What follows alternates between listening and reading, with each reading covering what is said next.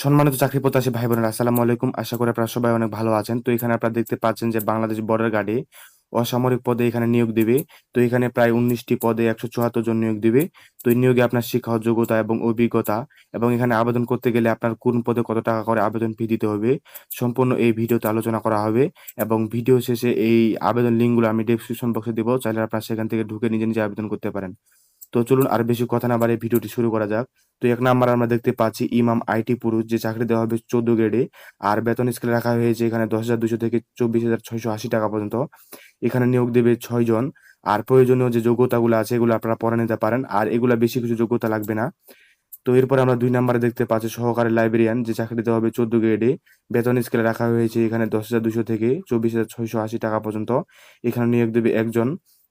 ৩ নাম্বারে দেখতে পাচ্ছি অফিস সহকারী পুরুষ, যেখানে নিয়োগ দেবে ১৭ জন। আর এখানে এই চাকরিতে হবে ১৬ গ্রেডে। আর বেতন স্কেলে রাখা হয়েছে এখানে ৯,৩০০ থেকে ২২,৪৯০ টাকা পর্যন্ত।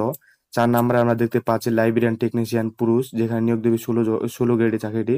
এবং বেতন স্কেল এখানে রাখা হয়েছে ৯,০০০ থেকে ২২,৪৯০ টাকা পর্যন্ত। এখানে নিয়োগ দেবে ১ জন। ৫ নাম্বারে আমরা দেখতে পাচ্ছি ড্রাফটসম্যান পুরুষ, এই চাকরিতে হবে ১৬ গ্রেডে। বেতন স্কেল এখানে রাখা হয়েছে ৯,০০০ থেকে ২২,৪৯০ টাকা পর্যন্ত। এখানে নিয়োগ দেবে ১ জন। তারপরে আমরা ৬ নাম্বারে দেখতে পাচ্ছি কার্পেন্টার।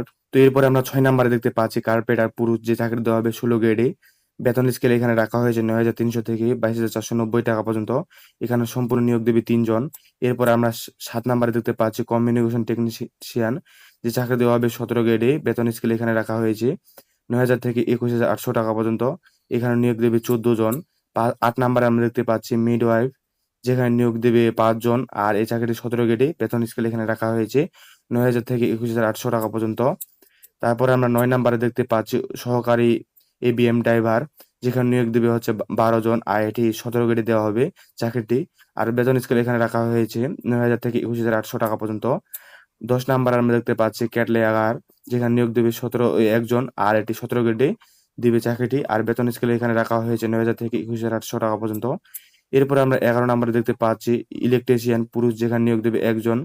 এই চাকরিটি ১৭ গ্রেডে। আর এখানে বেতন স্কেল রাখা হয়েছে ৯,০০০ থেকে ২১,৮০০ টাকা পর্যন্ত। ১২ নাম্বারে দেখতে পাচ্ছি সহকারী ডব্লিউস টেকনিশিয়ান পুরুষ, যেখানে চাকরি দেওয়া হবে ১৭ গ্রেডে। বেতন স্কেল রাখা হয়েছে ৯,০০০ থেকে ২১,৮০০ টাকা পর্যন্ত। এখানে নিয়োগ দেবে ১ জন। ১৩ নাম্বারে আমরা দেখতে পাচ্ছি টেইলর পুরুষ, যেখানে নিয়োগ দেবে ২ জন। এই চাকরিটি ১৮ গ্রেড দেওয়া হবে এবং বেতন স্কেলে রাখা হয়েছে এখানে ৮,৮০০ থেকে ২১,৩১০ টাকা পর্যন্ত। তারপরে আমরা দেখতে পাচ্ছি ১৪ নাম্বারে লস্কর পুরুষ, যেখানে নিয়োগ দেবে ৬ জন। এই চাকরিটি সম্পূর্ণ ২০ গ্রেডে। আর এখানে বেতন স্কেলে রাখা হয়েছে ৮,২৫০ থেকে ২০,০১০ টাকা পর্যন্ত। তারপর আমরা ১৫ নাম্বারে দেখতে পাচ্ছি অফিস সহায়ক পুরুষ, যেখানে নিয়োগ দেবে ৮ জন।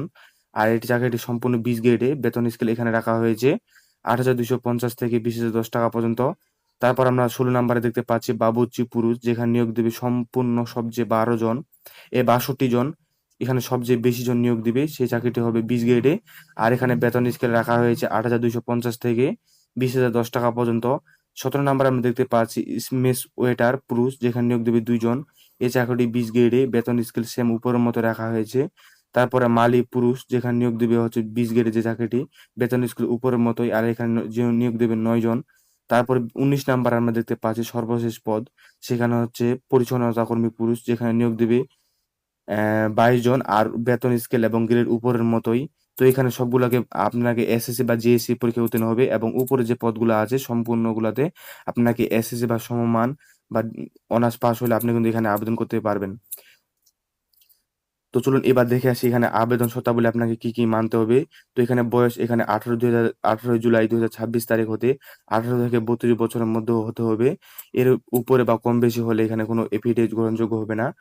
বৈবাহিক অবস্থা এখানে বিবাহিত অবিবাহিত ২ খানেই আপনি আবেদন করতে পারবেন।